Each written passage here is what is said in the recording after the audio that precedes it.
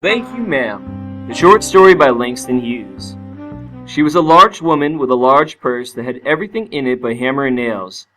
It had a long strap, and she carried it slung across her shoulder. It was about 11 o'clock at night, and she was walking alone, when a boy ran up behind her and tried to snatch her purse. The strap broke with a single tug the boy gave it from behind, but the boy's weight and the weight of the purse combined caused him to lose his balance, so instead of taking off full blast as he had hoped, the boy fell on his back on the sidewalk, and his legs flew up. The large woman simply turned around and kicked him right square in his blue jean sitter. Then she reached down, picked the boy up by his front shirt, and shook him until his teeth rattled. After that, the woman said, "Pick up my pocketbook, boy, and give it here." She still held him, but she bent down enough to permit him to stoop and pick up her purse. Then she said, "Now ain't you ashamed of yourself?" Firmly gripped by his shirt front, the boy said, "Yes'm." The woman said, "What did you want to do it for?" The boy said, "I didn't aim to." She said, "You a lie." By that time, 2 or 3 people passed, stopped, turned to look, and some stood watching. "If I turn you loose, will you run?" Asked the woman. "Yes," said the boy. "Then I won't turn you loose." Said the woman. She did not release him. "I'm very sorry, lady. I'm sorry." Whispered the boy. "Uh-huh. And your face is dirty. I got a great man to wash your face for you.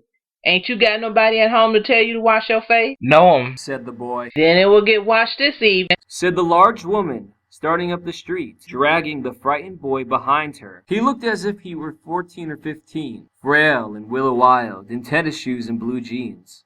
The woman said, "You ought to be my son. I will teach you right from wrong. Least I can do right now is wash your face. Are you hungry?" "No, said the being dragged boy. I just want you to turn me loose." "Was I bothering you when I turned that corner?" The woman said. "No, but you put yourself in contact with me," said the woman. "If you think that contact gonna last a while, you got another thing coming. When I get through with you, you're gonna remember Miss Lula Bates Washington Jones." Sweat popped out on the boy's face, and he began to struggle.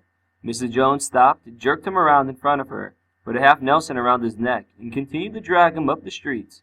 When she got to the door, she dragged the boy inside, down a hall and into the large kitchenette-furnished room at the rear of the house, switched on the light, and left the door open. The boy could hear other roomers laughing and talking in the large house. Some of their doors were open, too, so he knew he and the woman were not alone. The woman still had him by the neck in the middle of her room. She said, "What's your name?" "Roger," answered the boy. "Then Roger, go to the sink and wash your face," said the woman.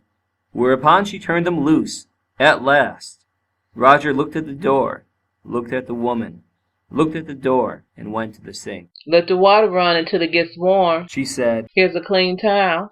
"You going to take me to jail?" asked the boy, bending over the sink. "Not with that face. I wouldn't take you nowhere," said the woman. "Here I am trying to get home to cook me a bit to eat, and you snatched my pocketbook. Maybe you ain't been to your supper either, late as it is, have you?" "There's nobody home at my house," said the boy. "Then we'll eat," said the woman. "I believe you're hungry, or you've been hungry, to try to snatch my pocketbook." "I wanted a pair of blue suede shoes," said the boy. "Well, you didn't have to snatch my pocketbook to get some suede shoes. You could have asked me." "Ma'am?" The water dripping from his face, the boy looked at her. There was a long pause, a very long pause. After he had dried his face, and not knowing what else to do, dried it again. The boy turned around, wondering what next. The door was open. He could make a dash for it down the hall.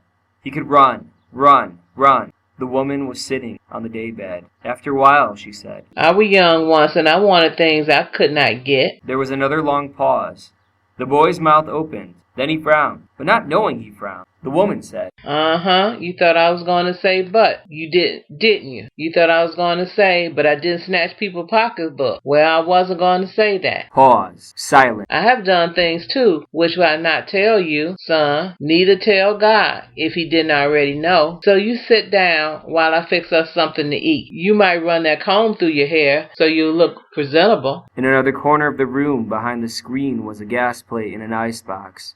Mrs. Jones got up and went behind the screen. The woman did not watch the boy to see if he was going to run now, nor did she watch her purse, which she left behind her on the daybed. But the boy took care to sit it on the far side of the room where he thought she could easily see him out of the corner of her eye if she wanted to. He did not trust the woman not to trust him. He did not want to be mistrusted now. "Do you need somebody to go to the store? Asked the boy. Maybe to get some milk or something?" Don't believe I do. Said the woman. Unless you just want some sweet milk yourself. I was going to make some cocoa out of this canned milk I got here. "That will be fine," said the boy. She heated some lima beans and ham she had in the icebox, made the cocoa, and set the table. The woman did not ask the boy anything about where he lived or his folks or anything else that would embarrass him. Instead, as they ate, she told him about her job in a hotel beauty shop that stayed open late, what the work was like, and how all kinds of women came in and out, blondes, redheads, and even Spanish. Then she cut him a half of her 10-cent cake. Eat some more, son, she said. When they were finished eating, she got up and said, "Now here, take this $10 and buy yourself some blue suede shoes. And next time, don't make the mistake of latching on to my pocketbook